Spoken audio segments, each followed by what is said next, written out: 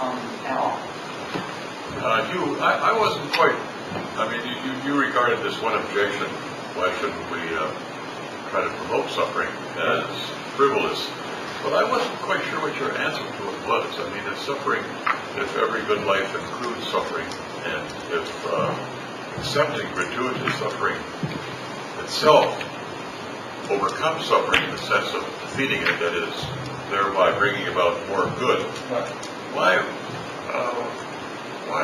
should we try to alleviate it then? I mean, if it's why wouldn't the right thing try to not to alleviate it, but get everybody to accept it and maybe promote something? Sure, and some people have in fact taken that stance. I mean, it's possible to be far less activist than we find ourselves today. But I think that's not really in the traditional religious perspective at least, that's not really the way to go. That what we're called upon to do is to love others as we love ourselves. Okay? And that you cannot do that and adopt the point of view that you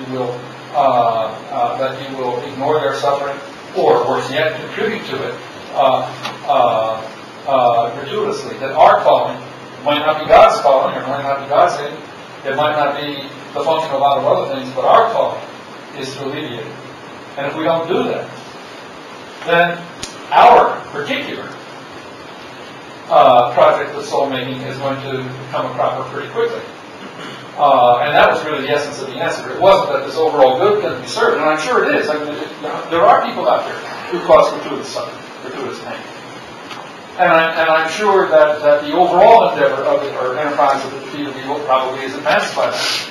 But the enterprise of reclamation of that particular individuals who do that goes the other way, and that's why we shouldn't do it. Right? I was conceiving the example of one guy. Well, why shouldn't I do this? Well, that's the reason why. Because the Buddhists did that.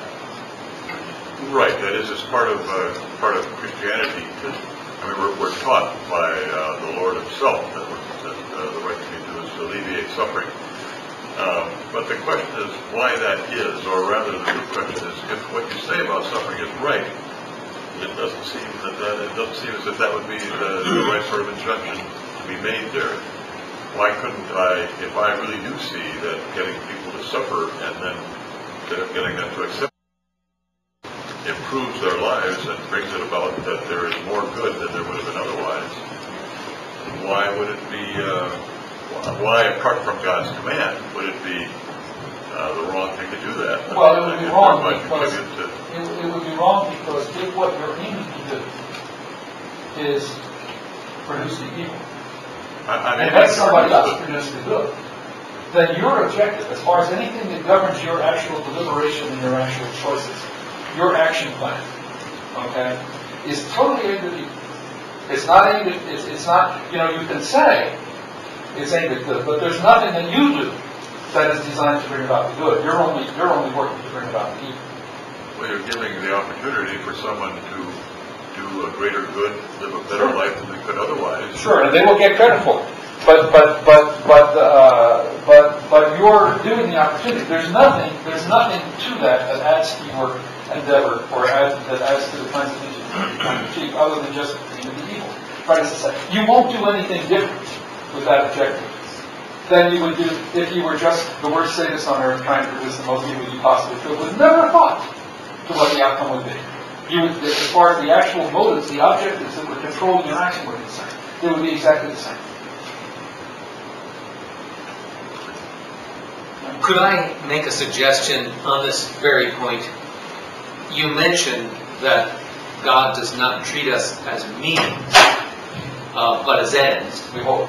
And, well, we certainly believe, at least not merely as means, and one is reminded of the Kantian categorical imperative, which I take to have two injunctions: positively to treat people as means, and negatively never to treat them, positively to treat them as ends, and negatively never to treat them merely as means, or even approach that.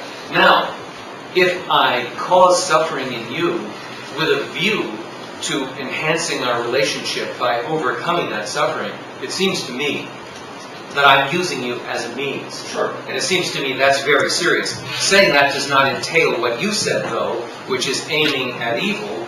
Rather, one is reminded of the injunction against bringing about evil that good may come. Oh, I So I think you have a resource you haven't made use of here. So what you're adding to In answer to trying Alan's to add question. to the argument of this point, that not only are you bringing about evil for the person, but in the very project of bringing about the evil for the sake of some good to that person or somebody else, you are in fact using them as a means. Certainly you're using them as a means, and arguably you're approaching using the person merely as a means But I think to your good or someone else's. I mean, couldn't you respond that you're also treating them as an edge because it's for their own good? Well, that's what I was thinking, giving them an opportunity to improve their lives by accepting suffering. Yeah. Well, you're certainly manipulating them. You're imposing your will as to how Yeah, they are. But I think you should get both the end and the means in there. What I was trying to argue, see, was that the means was the only thing that really occupied your deliberation, because the end was something that somebody else had to take care of. It was actually their positive actions. They would do it. But it's an interesting difficulty, and maybe that's not a fully satisfactory solution. I mean, if you think about a surgeon, let's say, you might say, well, all he's really, I don't quite see, I mean, isn't there a big difference between my choosing to cause someone to suffer because I think it will improve their lives on the one hand, and my choosing to cause them to suffer because I like suffering or because I don't like them or something like that? Yeah, I think in the present case there wouldn't be a difference, that the actual things that you did would be about the same. My actions might be the same, but I would be aiming at something quite different, I would think. Well, but the thing is, you're not aiming at it if nothing in your action, if no volition that you engage in achieving the end is any different from what you would engage in if you were the world's worst sadist, then it's empty to say that you're aiming at the good end. Right? An end that actually operates in our deliberation, okay? And then that we're actually pursuing in our action must influence our action one way or another. But in this case, it doesn't.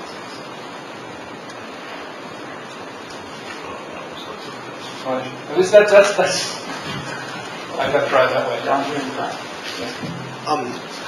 Continuing, hopefully, this conversation with the acknowledgement of gratuitous suffering. I'm surprised to brainstorm adding new suffering, but I see the task of soul building and perhaps a role as a mentor or teacher in experiential education to invite somebody to partake in suffering for their own development. And you can take from existing suffering and maybe serve in some cause that may involve suffering for you. So could you advance soul building as like intentional character development or jumping in? So not. Well, sometimes we have the right to do that. You mean intentional character building on us doing things that make others suffer in order to build their character, or what? Or inviting them to jump in, like suffering as service. So inviting them to jump into something that they may suffer in. So just as an invitation, or for us to. Well, there are times when we actually have the right to impose that on people. You know, somebody like a drill instructor at Paris Island, let's say, right, or a gym teacher, or a teacher in a classroom. You know, has the right, in fact, to impose hardships on folks for a good end. Now, there are certain obligations that go with that. You also have the obligation to give them, as far as is possible within the context of the task, to let them know what the means are to cope with these hardships, you know, and to offer whatever assistance is possible, again, within the context of improving them. But situations like that are not all that common. And, you know, in most settings and with regard to most people, we have no such authority. And in that kind of situation, then, you know, to do the evil is simply to give thanks. It seemed to me that as you were concluding there, what we're aiming at is total submission to God without question. And I'm thinking some of the greatest Christian saints have achieved that, so that makes some sense to me. But I'm thinking of some of the Oriental religions, which seem to, in a sense, stress that from the very beginning. Submission and even calling it fate or whatever, the God's will, and doing basically nothing else except accepting their whole life. Right. Yeah, I think that the representation of this objective as the culminating thing, right, is, yeah, I guess it's more at home in the Christian perspective, or in the perspective of ordinary life, let's say, and the concerns of ordinary life and personal character development, than it is, I think, in a strictly religious setting, any kind of mystical setting, or contemplative setting, whether Christian or otherwise. The idea of complete abandonment to God's will as something to be cultivated is there right from the outset. And I think that that's a fitting thing. I think that in most of our lives, that's not the way it goes.